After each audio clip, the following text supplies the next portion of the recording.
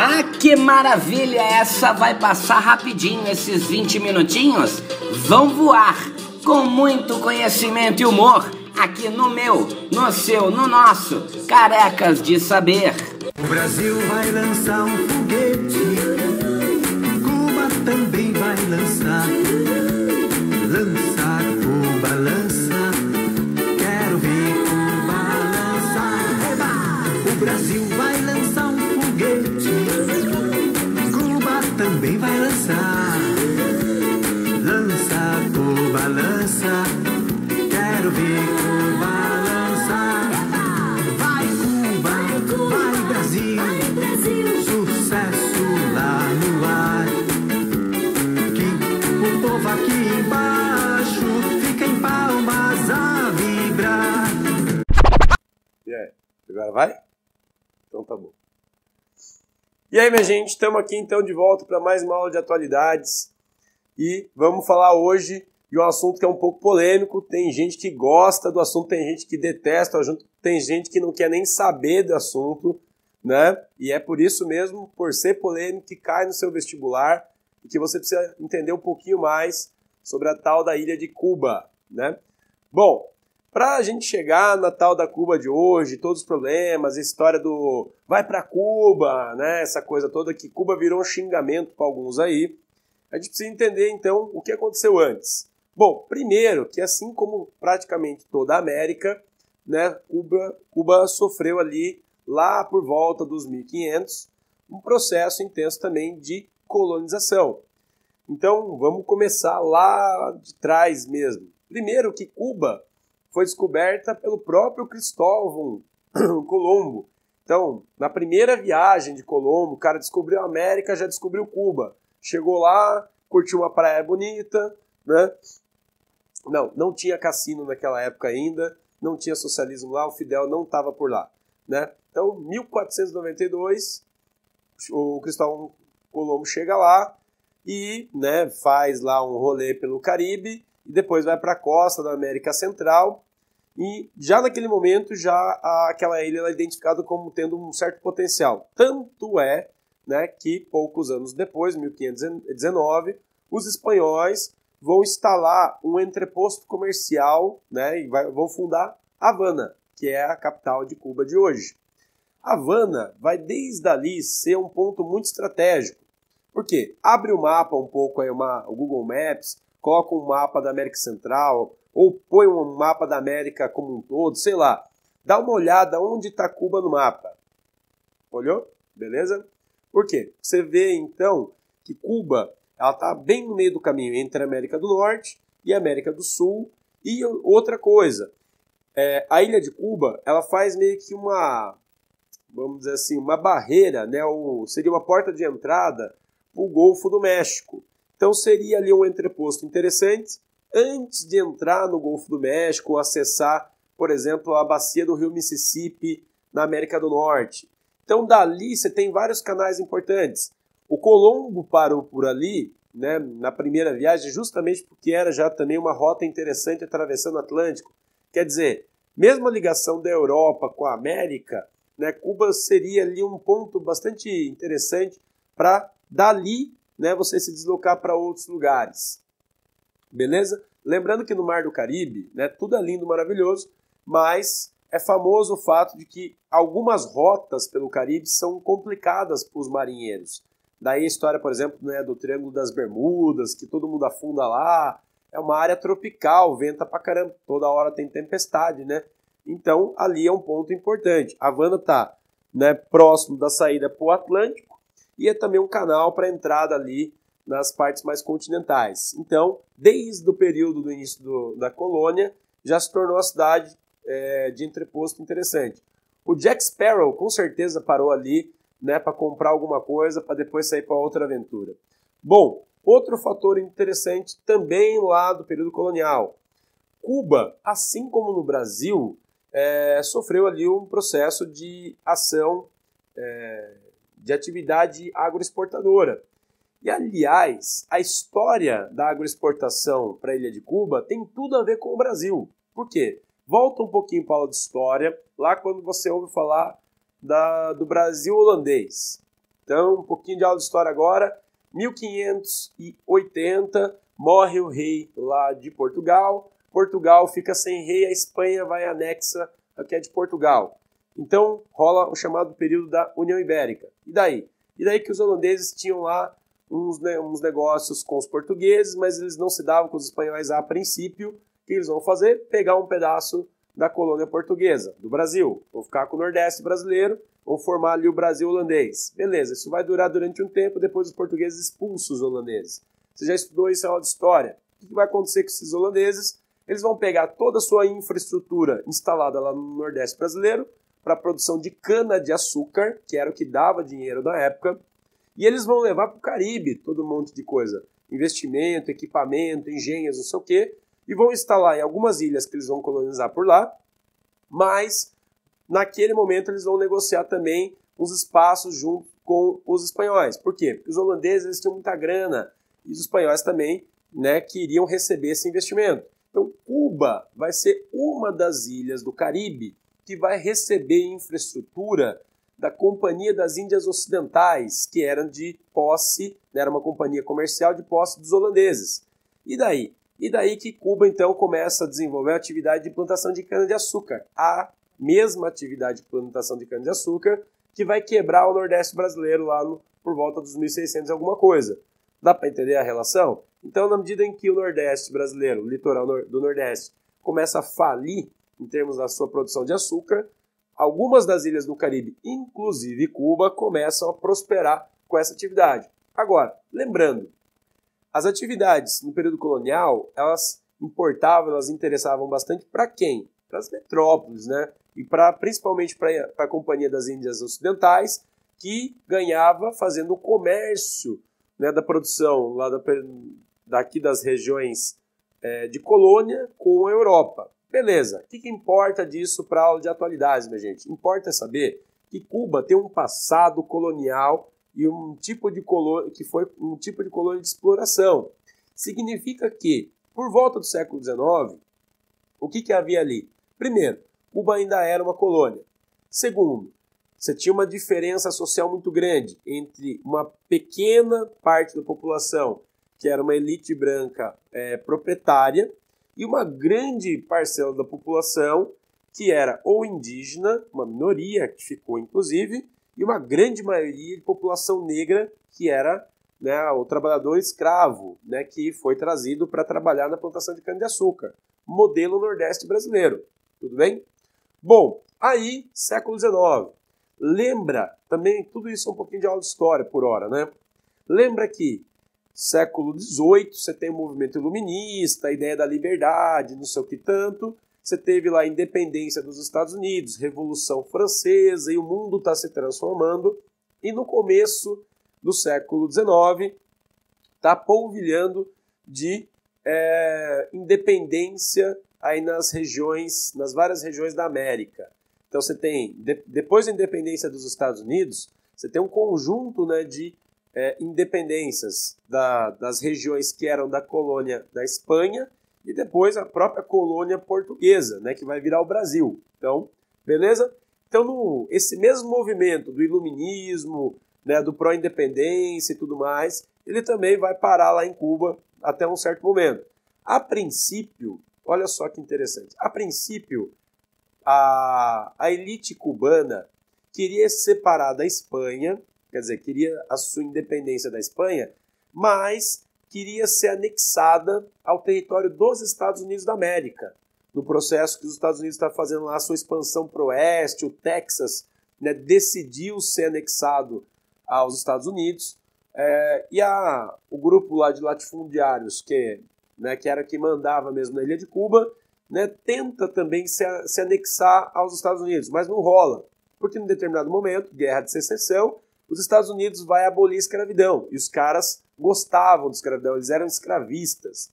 E aí muda o comportamento, até um certo momento em que eles tentam fazer uma negociação com a Espanha, não dá certo, e aí por volta de 1868 começa um primeiro movimento de independência de Cuba. Só que os caras não tinham uma estrutura suficiente, exército suficiente para brigar com o exército da Espanha. E nessa história é que gradativamente os caras vão aceitando a participação dos Estados Unidos no processo da sua independência. Então você tem alguns movimentos de independência ali que não dão certo, mas por volta de 1898 se encerra esse ciclo, né, de guerras ali, de independência, guerra com a Espanha. Os Estados Unidos declaram guerra à Espanha e o exército norte-americano vai lutar por Cuba e expulsar o exército espanhol. Bom, e assim começa a se construir então a tal da independência de Cuba, que vai se consolidar em 1902. Olha só, minha gente, Cuba vai se tornar independente da Espanha, mas vai nascer, né, enquanto país independente, atrelado aos Estados Unidos até o pescoço. Por quê? Porque os Estados Unidos que forneceu equipamento, o exército e tudo mais para rolar a independência. Então, no momento lá do ato da escritura da Constituição, da primeira Constituição de Cuba, os Estados Unidos vai interferir em um monte de coisa. Primeiro que, no processo da independência, a Espanha vai ceder um pedaço de Cuba para o governo norte-americano, território norte-americano na ilha de Cuba. Então a Baía de Guantánamo, você vai ouvir falar desse lugar. A Baía de Guantánamo, ela se torna, um pedaço da ilha de Cuba, vai se tornar uma propriedade do Estado norte-americano. E o que os Estados Unidos vai criar ali? Uma base militar, uma base da Marinha dos Estados Unidos. Bom, por aí a gente já vê que tem interferências, que você tem ali uma espécie de... os Estados Unidos criando uma espécie de base de monitoramento sobre a ilha. Começa por aí. Mas no processo da escritura da Constituição também vai surgir lá uma emenda chamada Emenda Platt. A Emenda Platt, ela vai definir o quê? Ela vai definir, olha só, na Constituição de Cuba, que o governo norte-americano teria liberdade para, em qualquer circunstância, claro, uma circunstância dita como de perigo para Cuba, ou coisa assim, com alguma justificativa, o governo norte-americano poderia intervir militarmente sobre Cuba. Olha só, na Constituição, na primeira Constituição de Cuba, você já tem essa declaração de que o governo norte-americano poderia intervir militarmente em Cuba. Olha só, então o próprio processo da independência de Cuba, ele já traz ali vários laços com o governo norte-americano. E é claro que essa questão dos Estados Unidos ajudando Cuba na sua independência, querendo banir a presença da Espanha e tudo mais, está orientado por uma doutrina que o governo norte-americano vai lançar no século XIX e que vai fazer valer aí toda essa jogada, que é aquela da doutrina Monroe, foi um dos presidentes lá dos Estados Unidos no passado. Doutrina Monroe, ela vai afirmar isso daqui, ó, a América para os americanos. A princípio, essa frase ela é bem legal, é do tipo assim, vamos ajudar nos processos de independência dos países aí da América, de toda a América, formar um povo americano, mas há quem diga que na real o governo dos Estados Unidos da América pretendia mesmo era criar uma grande área de influência para o seu país. Então, fazer com que a América Latina, principalmente, se tornasse ali o seu quintal, a sua área de influência, então tirar a presença das metrópoles europeias para ele sim estabelecer ali o jogo, a ordem do jogo sobre o seu grande continente. Então, Cuba vai estar nesse processo. Vamos falar um pouquinho mais o que vai acontecer daqui para frente. Bom, feito então a tal da independência, que a gente já viu que foi uma independência do tipo trocou de patrão, então antes era Espanha, agora os Estados Unidos que vai estar ali, sempre muito próximo. Então, do ponto de vista político, Cuba passa a ter um total alinhamento com a política norte-americana e de uma democracia nova, recente, uma república recém-formada, e a partir de um formato de população com muitas diferenças, vai acabar que o poder ele vai trocar entre poucas pessoas, E muitas vezes o processo democrático ele também não vai ser respeitado. Então, quando a gente analisa a história de Cuba dessa primeira metade do século XX, você tem uma sequência de golpes militares, de trocas do poder, e de regimes ditatoriais ou, né, mesmo de eleições que são fraudulentas, que, né, também há de se questionar um pouco como era esse modelo político anterior a Cuba. E isso, né, sem a menor preocupação dos Estados Unidos apoiando também. Um destaque, inclusive, para a gente falar, né, dessa questão das ditaduras cubanas anteriores ao regime pós-59, você tem ali a questão do general Fulgêncio Batista. Vai lembrar do nome desse cara. Por quê? Porque vai ser ele que vai sofrer o processo da revolução / golpe, né? Vamos colocar politicamente aqui com as duas vertentes. E esse cara ele vai ficar no poder por 2 períodos. Primeiro período ele vai entrar, né, já dando um golpe de Estado num outro cara que já estava há muito tempo também no governo em Cuba. Ele vai dar um golpe de Estado, vai se autoproclamar general em 1933 e vai ficar até 44. Veja bem, por 11 anos ele vai ficar no poder. E nesse período, muita coisa, né? Você tem que sempre analisar que os personagens históricos eles não estão soltos no espaço e isolados. Você imagina o seguinte, que período é esse na história do século XX? Esse período ele está ligado ao momento de ascensão do fascismo na Europa, então o nazismo na Alemanha, o Mussolini na Itália. Você tem um momento aí, se você pegar assim, as repúblicas latino-americanas como o Brasil, você tem lá no Brasil Getúlio Vargas. Então vejam bem, é um momento que ele não é isolado. Você tem caras que estão ficando no poder por mais tempo, né? E estão criando governos populistas, que ao mesmo tempo que eles são ditadores, eles também beneficiam a população de alguma maneira. O Fulgêncio Batista, nesse momento, ele vai ter um pouco desse caráter, né? Um cara que ele tem, né, uma carga ali de ligações ainda com pensamentos iluministas, a ideia, né, de um grupo seleto que vai governar e vai trazer benefícios para a população. Tanto é que, para um conjunto de elementos em termos da política, ele vai criar ou, né, de certa forma, estimular os sindicatos, claro, mesmo modelo de Getúlio Vargas no Brasil, sindicatos ligados ao governo. Ele vai também estimular o processo da alfabetização, então ele vai combater o analfabetismo em Cuba. Então, nesse primeiro momento, né, assim como a história de Getúlio Vargas no Brasil, é claro, com várias ressalvas aqui, mas ele vai ser benquisto por uma parte da população. E, na sequência dele, né, vão entrar outros presidentes em Cuba, que vão se envolver com corrupção, assim como ele também estava envolvido. Nesse período que ele está fora, ele vai morar nos Estados Unidos, né, porque ele tinha investimentos em Miami, que, aliás, Miami está ali do ladinho, né?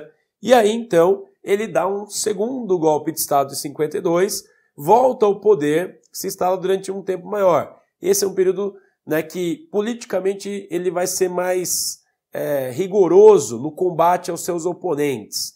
E é nisso que, né, a gente tem que discutir o processo da Revolução na sequência.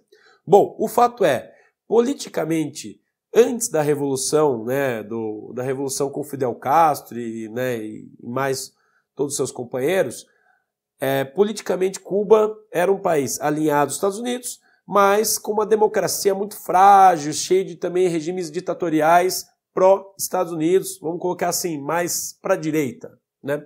Agora, do ponto de vista da economia, né, um fator não vai ser tirado.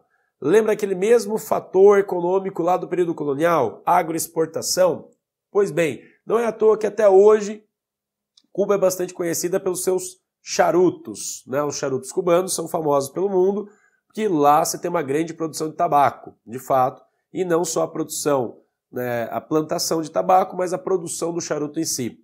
Também ainda vai ficar na ilha a produção de açúcar, né, que até 59 essa produção de açúcar vai abastecer o mercado norte-americano, pós 59 vai para um outro destino. Mas o grande elemento interessante aí dessa Cuba pré-revolução é o turismo como uma fonte importante para a economia de Cuba. Turismo, aqui a gente tem que colocar algumas observações. Lembra na aula de história que nos anos 20 os Estados Unidos vai passar por um processo que vai envolver uma lei que é chamada Lei Seca. né? Nesse momento, peço que você pause um pouquinho o vídeo, vá descansar um pouco, pega um filmezinho rápido, curtinho.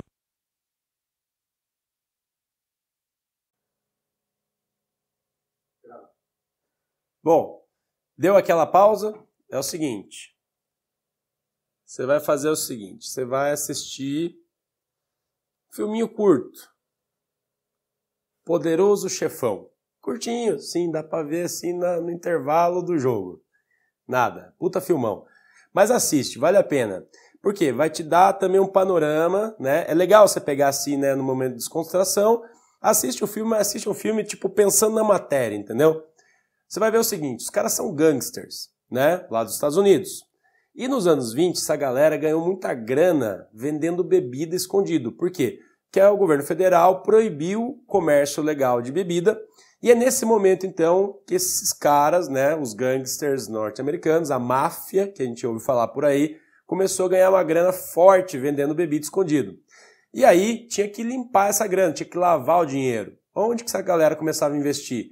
Montava cassino em Cuba. Então, os primeiros cassinos, as boates, os grandes hotéis que foram surgindo a partir dos anos 20, especialmente dos anos 20, em Havana, eles todos, né, todos não, mas a grande maioria, tinham de alguma maneira relacionamento com a máfia que estava nos Estados Unidos. Olha que coisa, né?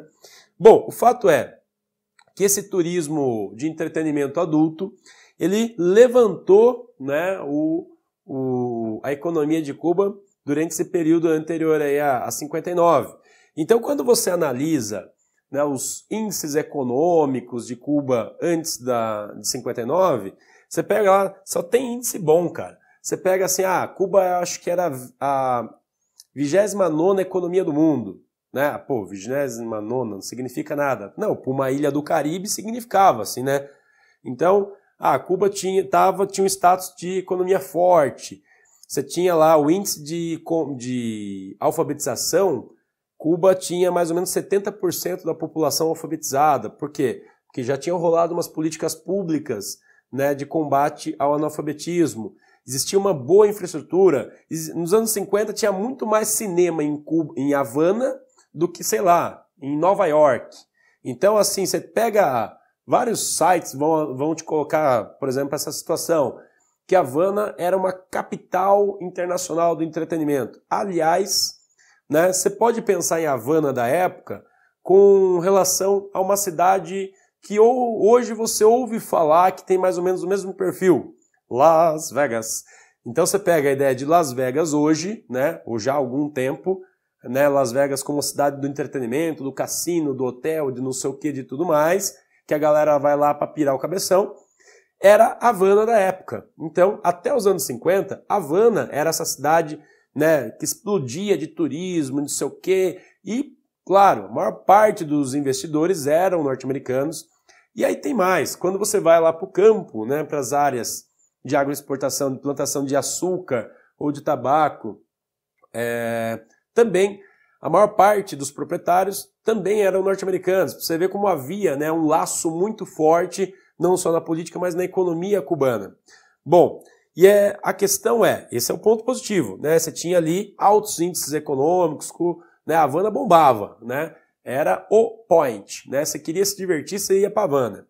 Mas aí você tem também, né, o outro lado da história, que é o que uma galera do outro lado da política vai pegar para espizinhar, que é a questão da má distribuição dessa renda toda. Então, havia uma discrepância muito grande, né, entre o que era a população rica ou que usufruía de toda essa infraestrutura do turismo, né, do turismo de entretenimento, dos cassinos, das boates, das áreas urbanas e principalmente da área urbana de Havana, né, e havia a maior parte da população descendente de escravo que ainda era camponês, que vivia no campo e que vivia do trabalho assalariado naquelas fazendas da agroexportação, ou na cana, ou no tabaco e tudo mais, e essa galera ganhava muito pouco e morava muito mal, vivia muito mal. Bom, galera, então aqui a gente tem, né, uma visão geral do que era Cuba antes da Revolução de 59, né, do processo que trouxe, né, a família Castro ao poder. Então vamos ficar, né, por aqui nessa aula, e na aula 2 de Cuba, a gente começa pelo processo da Revolução, como que foi o desenvolvimento da Revolução em Cuba e o que vai acontecer com o governo, né, de caráter socialista, da família Castro, até os dias de hoje. Beleza? Então ficamos por aqui. Um abraço.